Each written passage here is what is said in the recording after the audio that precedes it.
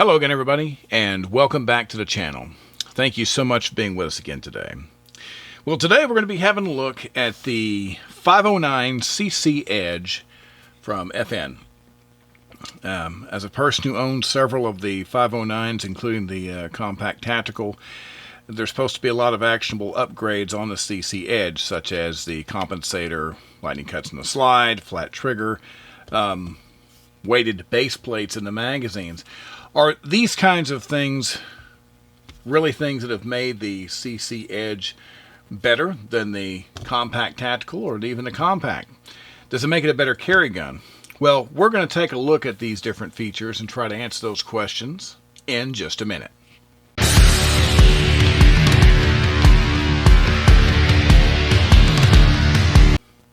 All right, once again, welcome back. Thanks for being with us today.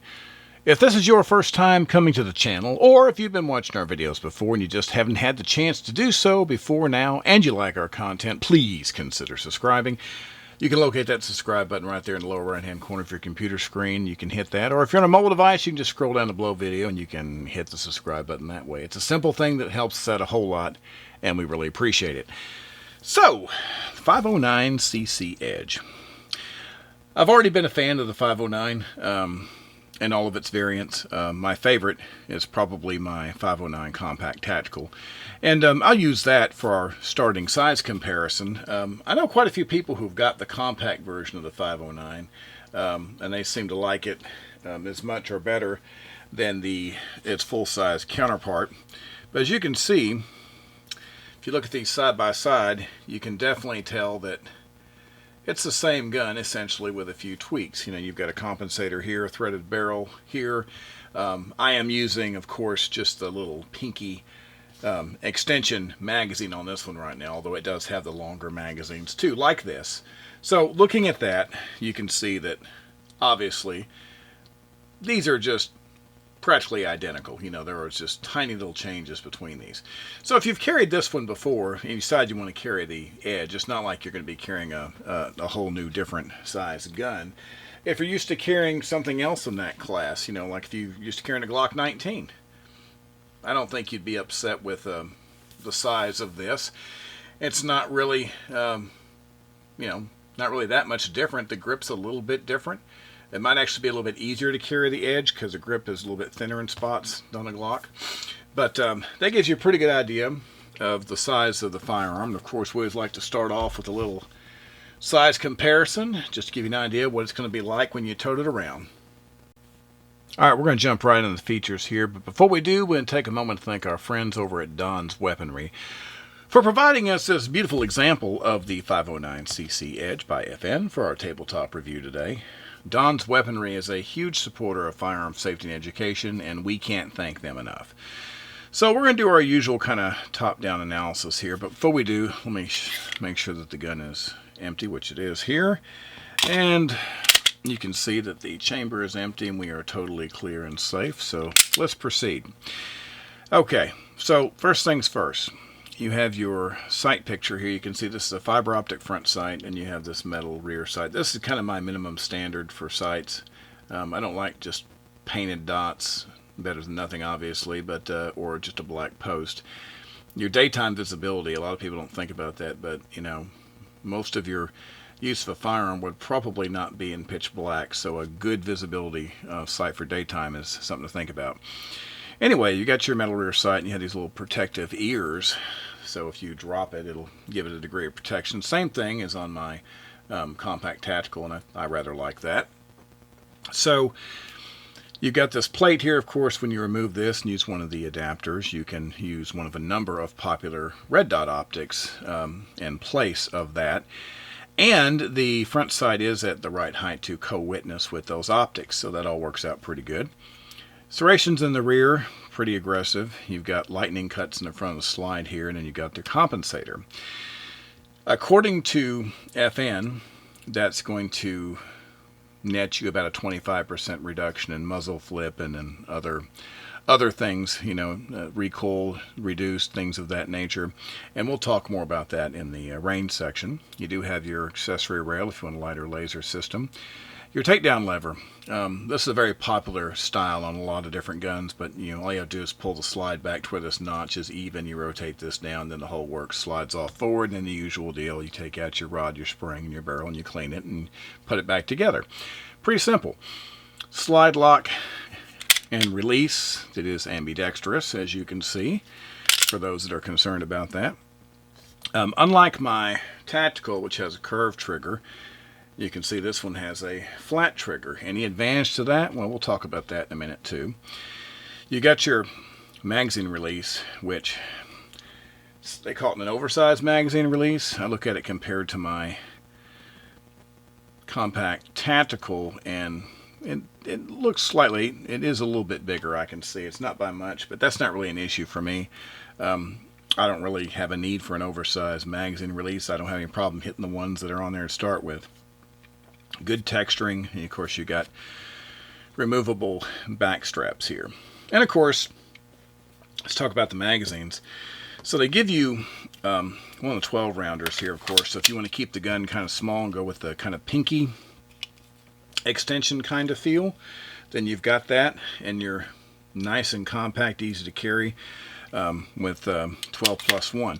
They also give you 2 of these 15 rounders. And it doesn't make it that much bigger, but it's going to be a little bit. So whatever type of holster setup you have, remember when it's on the body, this is going to be your highest point. So you want to make sure you have a holster that has enough protection to keep this from rubbing up against the body, because that might be a little uncomfortable. All these magazines, they say, have weighted base plates. The idea there being that when you eject it, they're supposed to help them fall out better. I don't really have a problem with this right now with any magazines of any gun I've ever owned, but nonetheless, it's a feature. So that's going to be your overview of features on the CC Edge, and it looks like it has a lot to offer. All right, so the bragging rights for this pistol all have to do with performance. There are a lot of people who have looked at this gun. Some popular channels have put out reviews on this, talking about how great this gun, how much better it shoots. All these things are supposed to be better. So to me, I think a good, fair, critical analysis would be up against the compact tactical, because to me, that was the best one that I'd had so far. So we're going to talk about that for a second. So once again, let's just double check that we're clear, and we are. So one of the big things that they advertise is this trigger. Okay, so the advertised trigger pull is between 4.5 and 6.7 pounds. Using my scale, the lowest trigger pull I got was a little over 5 pounds, and then almost 7 was the top end. The trigger feels like most of my little FN triggers. You got your safety right here. You have a little spot, kind of little gritty area that you pull through, and you hit the wall, and then pretty nice, clean little snap. Well, then you reset it, and they say this is a short reset trigger. So let's take a look. We'll let it go, and then right there it resets. Okay, so I'm going to do that again. Let you see that. And then it comes out right there. So that's not bad. That's not a bad reset at all. Is it better than my compact tactical? Let you see it's empty there. That one's also clear. Let's take a look. So once again, you got your trigger safety right there, and then you hit a little bit of a wall, and then trigger breaks. Let's watch the reset. It's pretty close. Let's do that again. So my measured trigger pull on this gun average is about the same as the ones on the compact tactical. So these seem identical, and the resets seem identical. There is one thing I will say about the CC Edge, and that is the feel of the trigger, the flat trigger. I've never been much of a, I don't want to say not a fan, but I haven't changed out triggers or pursued putting flat triggers in guns. I don't generally do that. But having felt both of them, this trigger does feel a bit better to me. And I think that the long term, I think the feel of the flat trigger might actually be something that I would, be interested in on other guns. So the one thing the CC Edge has done for me is kind of pique my interest in looking at flat triggers for other applications because I really like the way it feels on this gun. Everything else, like I say, is identical. Now, does the compensator, do you get that little bit of better recoil management, muzzle flip? I think so, a little bit. I mean, I always shoot the same kinds of ammo with all my test guns just to make sure I get consistent results. I'm always going to shoot some of the 115 SMB here. It's a good round. I've always got the PMC bronze, which is also 115 grain. I shoot that one. As far as defensive rounds, I always use the SIG V Crown, and once again, SIG doesn't pay me to talk about their ammo. This is just something that I discovered on my own. I've run it in different guns, and the 115 and the 124 are both rounds I like quite a bit. Most of my guns end up liking the 115 the best, and this gun was no exception. I also like the Spear. Now you've got the 124 Gold Dot, and this is a good round as well. But what I always base my results on is how accurate I shoot the gun. You know, I could use 10 different kinds of ammunition in the firearm, but the one that consistently gives me the best grouping, you know, you can shoot 10 kinds of ammo and not get any of them right except for one, and there's got to be something to that. And that's kind of the way it is with this one. I shoot them all pretty well, but this one, it just seems to work a little better. So this is my choice. But it's a good shooting gun. I think the trigger is good. I think it does have a little better management of the energy for the 9mm round. I'm not going to say that the CC Edge is just fundamentally better than my compact tactical. I think they're both great guns. And really the only big difference that I'm pointing out that I even am excited about is the flat trigger as far as the way it just feels with consistent shooting. But I can get just as accurate results with my compact tactical as I can with the CC Edge. Now, obviously the CC Edge does look a lot cooler, and it does shoot well, and I do like the flat trigger. So there are some things about it that would appeal to a lot of people, and I think over time I might even find that recoil management is something I'll notice a whole lot more. But it's a good shooting gun, it's very accurate, and there were no failures. So reliability as well, and that's all you can ask for. So what's it like to carry the 509 CC Edge as a carry gun? Well, for me, not bad. All guns like this, I'm always going to go to my crossbreed here. This is a Super Tuck. You've got your horsehide. You've got different choices to what type of materials you can get used on these. But I really like these because you've got the Kydex, which gives you a little retention. The horsehide against your skin. It's comfortable in hot weather. And of course you got the two clips here to distribute the weight. So this is kind of my holster style of choice for carrying really any gun that is larger than a pocket gun. So I've carried the compact tactical on me actually a lot, because when I got this gun it was just one of my favorites. It was a good shooter, it was a good size, and I just really enjoyed everything about the gun. And so obviously carrying this one, I already have a holster that it would fit, and day in and day out it's not too bad to carry. Now I'll qualify this the way I normally do, which is saying that this is on kind of the top end of size for what I'll carry as a carry gun. You know, you're talking to a guy that routinely carries a Smith 642 or, you know, a small Hellcat or something like that, because I like being able to put the gun inside of a sticky and put it in my front pocket so that I can get to it easily. If I see something going on, I can just kind of get my hand in my pocket and kind of get ready to react.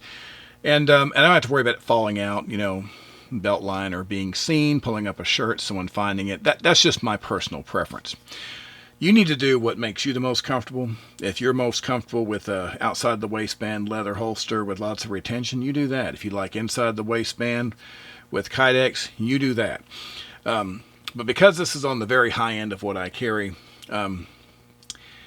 my issue always comes up with guns like this of getting in and out of the car, because I typically like to carry around the 3 to 330 position, and of course that's where you're going to get into your seat belt and kind of the back of the seat. I try to find a little sweet spot right behind the seat belt, so when I sit down I'm not hitting anything, but I always feel like I have to adjust my holster of my gun a little bit when the gun gets to that size on the belt. But having said all that, in the crossbreed, this was very comfortable, just like my compact tactical. So if you're used to carrying, what I call a normal size gun, what they call compacts, such as a Glock 19, something like this is going to be just as comfortable. I don't think you'd have any issues at all. As a matter of fact, to me, the bulk of this gun is not bad. It's got width in a few places, but the overall outline of this gun doesn't really feel like it's bulky when it's in a inside the waistband holster, and that makes it a really good choice for me for daily carry. So to me, it can be perfectly managed with the right holster. So let's talk about the overall impressions here of the 509 cc Edge. So let me start off by saying this. It's a good gun, okay? If you're not familiar with FN, if you don't really own any of their guns, or this will be something new to you, if you've about a gun at all, I will say, you know what?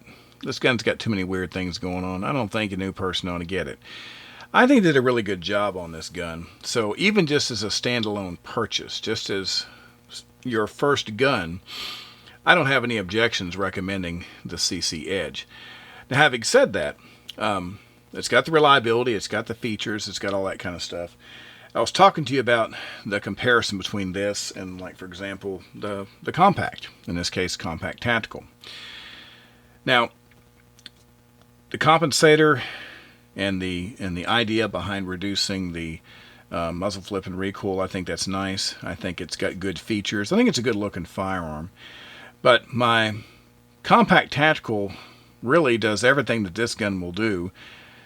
Triggers are very similar. Like I said, I kind of like the feel of the flat trigger, but there's nothing that my CC Edge will do that my compact tactical won't do. Now, I'm trying to remember, but I think this compact tactical is about an $1,100 gun, if I'm remembering right. Well, that means that this one is about $500 more. So they're proud of it. It's a nice gun, so I don't blame them for being proud of it. It's got some nice features. But the thing I'm always going to ask myself in a situation like this, if I had to choose between two guns, is there that many dollars worth of actionable improvements on the firearm? And for me, if I can only have one, I think I'd just keep my compact tactical because it shoots fantastic and it's a little pricey to me for virtually not a whole lot of difference. Now, once again, I'm not taking away from the awesomeness of the gun. It shoots great. It looks good. It's reliable. They give you 3 mags. It's good. FN gives you a lot for your money there, but I think they've kind of really, they've made it pretty pricey. And a lot of people I know, they have trouble paying $500 for a gun, much less $1,500 or $1,600 for a gun. Especially when you get a very similar version for, $500 or so less. So it's just one of those things you have to think about. For some people, price is a primary consideration for them, and everyone has to respect that. For some people, it's not. They're all about the features. So if you're all about the features and, you want to take advantage of what they've put into this firearm, like I say, it does have some good upgrades to it. It is a good shooter. Only you can decide whether the investment is going to make sense or not. But it's a great firearm overall, and I would recommend it to anyone that wants a reliable concealed carry firearm. All right. Well, that is going to do it for today. As always, we appreciate you for being with us today. We'll be back very soon with another video for you, as always. So, of course, everyone, please stay safe and have a great day. Thank you.